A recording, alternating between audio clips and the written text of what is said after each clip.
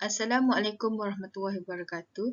Saya Nur Hidayah binti Kamaluddin, pemegang nombor kad matrik di 2019-108754. Saya dari program Ijazah Sarjana Muda Pendidikan Kesusasteraan Melayu dengan Kepujian. Terlebih dahulu saya mengucapkan salam sejahtera kepada pensyarah Dr. Sahul Hamid bin Muhammad Maidin. Okey, hari ini saya akan membentangkan tentang tajuk perkembangan ekonomi India antara tahun 1947 hingga 2000. Okey. Dari segi pengenalan, India telah mendapat kemerdekaan daripada Britain pada tahun 1947. Okey, dari situ India ingin mengembalikan status kuasa besar kerana India mempunyai aspirasi untuk menjadi sebuah negara yang gemilang. Selain itu, India mempunyai kecenderungan untuk pro-Soviet dengan menyokong gerakan kemerdekaan di negara-negara Asia dengan mengetuai gerakan negara-negara berkecuali non-agreement di Asia. Yang ketiga ialah perkembangan ekonomi di India telah menjadikan sebuah negara yang berkembang dengan pesat dalam ekonomi dunia. Okey, dari sini kita lihat bahawa kebangkitan India sebagai kuasa ekonomi dan langkah strategi untuk mengekalkan pertumbuhan ekonomi yang boleh dilihat daripada dasar pandang ke timur kepada dasar tindak timur. Sejak dari itu, pada tahun 1991, India juga telah beransur kepada pembaharuan ekonomi dan pengurangan kawalan kerajaan terhadap perdagangan dan pelaburan asing. Okey, seterusnya kita lihat dari segi faktor perkembangan ekonomi di India pada tahun tersebut. Okey, faktor yang pertama adalah faktor utama iaitu kemiskinan. Okey, disebabkan faktor ini, India dilabel sebagai negara yang lemah dan miskin. Disebabkan itu, kemiskinan masih berlaku sehingga kini tetapi India masih dalam kemunduran walaupun India mempunyai kelebihan sama seperti China kerana China mempunyai jumlah populasi penduduk yang tinggi kerana ekonomi China terus memecut ke hadapan disebabkan oleh reformasi ekonomi yang dilakukan pada sekitar tahun 1990-an. Yang ketiga ialah pada tahun 1976, India telah meneruskan Akta Sistem Buruh Berikat dalam usaha untuk menamatkan perhambaan hutang di India. Okey, di sini kita lihat bahawa kemiskinan masih lagi berlaku di India dan India juga merupakan negara yang mempunyai jumlah penduduk yang ramai. Tetapi daripada jumlah penduduk itu, ramai yang masih lagi hidup dalam kemiskinan. Okey, faktor yang kedua iaitu faktor utama dan penting juga dalam perkembangan ekonomi India iaitu perkembangan infrastruktur. Okey, kita tahu bahawa India ini sudah lama terkenal dengan pengangkutan seperti kereta api sejak zaman penjajahan British di India. Okey, di sini kita lihat dari segi pembinaan dan dasar kereta api, okey, sebenarnya digunakan untuk mengangkut barang-barang dan hasil-hasil yang kaya di India lah.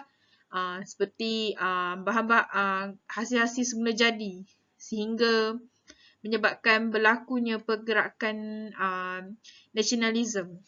Okey. Yang kedua kita boleh lihat dari segi pengangkutan seperti kereta api sendirilah. Kereta api ini merupakan pengangkutan yang utama pada masa itu untuk penduduk tetapi dia mengikut kasta. Kasta tu merupakan golongan-golongan lah, mengikut golongan, maksudnya kalau pegawai British berada di kasta yang tinggi, kalau penduduk India ni di kasta yang rendah.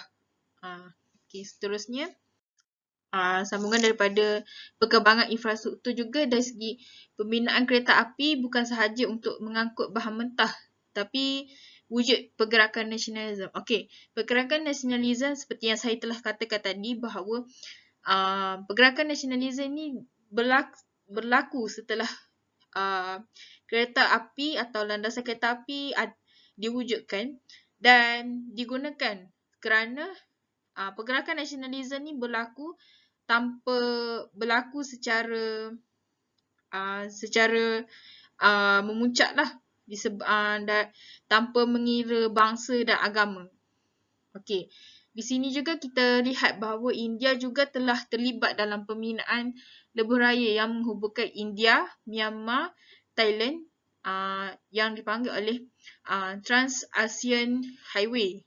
Okey, jaringan kereta api dari India ke Myanmar dan saluran pipe gas Myanmar, India, Bangladesh. Okey, disebabkan itu kerjasama ASEAN juga menyebabkan India telah membina Indo-Myanmar Friendship Road sepanjang 165 km yang menghubungkan utara Myanmar dan lebuh raya utama India yang dikenali sebagai National Highway 39. Okey, yang ketiga kita boleh lihat dari segi sistem ekonomi.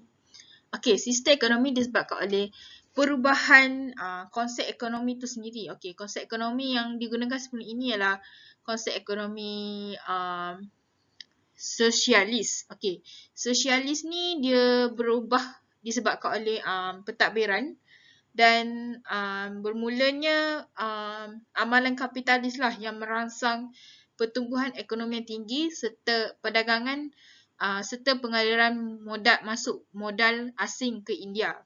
Okey. Di sini kita lihat dari segi pentadbiran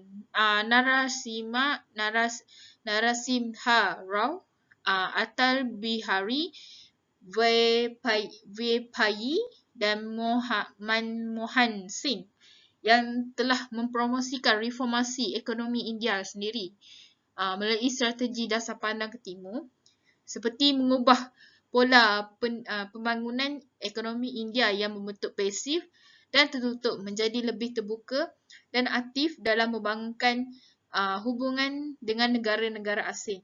Okey, menurut Amit Barwah 2000, terdapat 3 tujuan utama dalam pembentukan dasar pandang timur seperti mereformasi dan meliberalisasikan ekonomi India yang bertujuan untuk membantu India bersaing dalam pasaran global dengan mengembangkan ekonomi India. Yang kedua, tujuan dia mempercepatkan pertumbuhan ekonomi India melalui pelaburan dan kerjasama ekonomi daripada negara-negara lain dan membentuk rantau ekonomi iaitu ekonomi region dengan negara-negara yang berada di kawasan Asia terutamanya Asia Tenggara. Seterusnya kita lihat dari segi ciri-ciri ekonomi India. Okey, yang pertama dari segi dirigism lah. Okey, dikatakan dalam hal ni ciri tersebut merupakan satu diktatorial ekonomi di mana negara memainkan peranan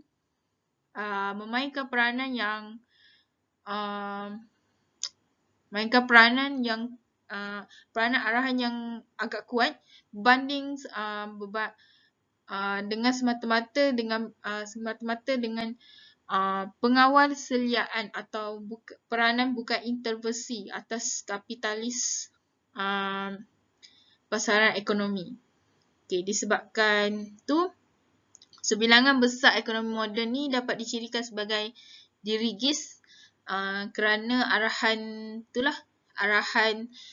tindakan arahan tu. Okey, dan dilihat dari dalam tempoh liberalisasi pada 1947 hingga 1991. Okey.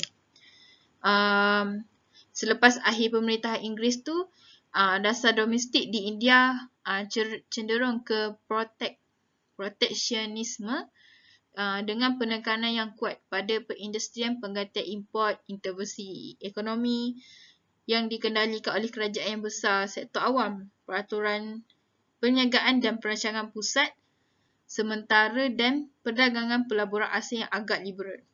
Okey, seterusnya pendekatan separar sosialis. Okey, yang ni saya telah sebutkan tadi pada faktor. Okey, dalam faktor tu kita dapat lihat bahawa ya konsep ekonomi ni sosialis ni mengalami perubahan yang agak besar kerana disebabkan oleh pentadbiran. Okey, disebabkan oleh pentadbiran yang terdiri pada tokoh-tokoh yang saya sebutkan tadi, Narasimha tu telah menyebabkan perubahan kepada amalan kapitalisme. Okey, yang ketiga ialah aktiviti ekonomi. Okey, aktiviti ekonomi yang sangat berkait rapat dengan aktiviti import ekspor yang boleh kita lihat daripada aspek perdagangan mereka melalui jalan laut. Ini disebabkan oleh barangan yang banyak dan berat selalunya diangkut menggunakan kapal dan mempunyai kepentingan 40% melalui Selat Melaka. Okay. Seterusnya kita lihat dari segi kesan. Kesan perkembangan ekonomi. Okey, yang pertama kita boleh lihat dari segi pemerintahan Jawaharlal Nehru. Okey, Jawaharlal Nehru ni merupakan permasalahan utama pada pemerintahan ketika tu disebabkan India terpaksa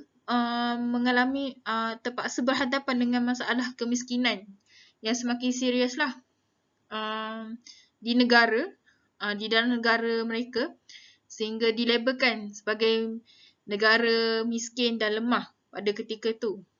Oleh itu, India telah dibayangi dengan fahaman sosialisme yang menerapkan satu model pembangunan yang dipanggil Nehruvian. Okey, yang diperkenalkan oleh Jawaharlal Nehru sendiri yang telah telah digunakan pakai pada tahun 1991. Model pembangunan ini merupakan satu model yang meletakkan sistem ekonomi yang berpusat pada pentadbirannya sesuai dengan fahaman sosialisme yang dibawalah. Okey, ekonomi berpusat ni adalah sejenis sistem ekonomi yang menekankan pelaburan, pengeluaran dan peruntukan barang. Yang berkaitan melalui pelaksanaan perancangan ekonomi yang telah ditetapkan oleh sebuah negara.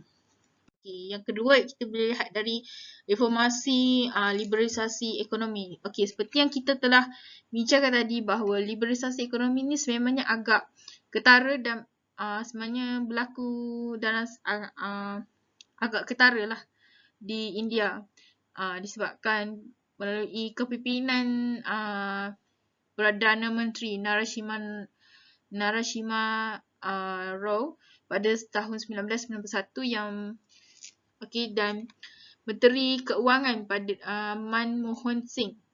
Maka reformasi ini berlaku dan digunakan dalam pentadbiran India lah.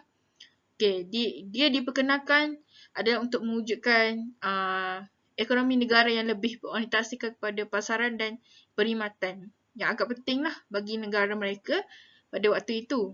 Tapi pada peringkat awal terdapat penentangan dan kritikan yang kerana sistem ekonomi ini Nehruvian ni diubah yang dilihat sebagai ekonomi terencana bagi pihak yang berhaluan kiri. Okey. Hal ini dibuktikan melalui penulisan Anil Kelal. Penulisan Anil Kelal dan Ronald W. Clement dan tulisannya bertajuk Economic Development India, The Role of Individual Enterprise and Entrepreneurial Spirit, yang menyatakan bahawa kadar inflasi dan defisit fizikal ekonomi India telah menurun dengan ketara sekali. Okey. Kesimpulannya, penguasaan British di India ni sebenarnya meninggalkan kesan yang sungguh mendalam lah. Bukan sahaja disebabkan oleh penjajahan, tapi selepas kemerdekaan juga telah meninggalkan kesan yang amat dalam kepada India disebabkan oleh pentadbiran dan perubahan sistem ekonomi itu sendiri. Yang boleh kita lihat dari segi reformasi liberalisasi ekonomi pada pemerintahan Perdana Menteri Narasimhan Rao. Okey, sekian itu sahaja pembentangan saya. Sekian, terima kasih.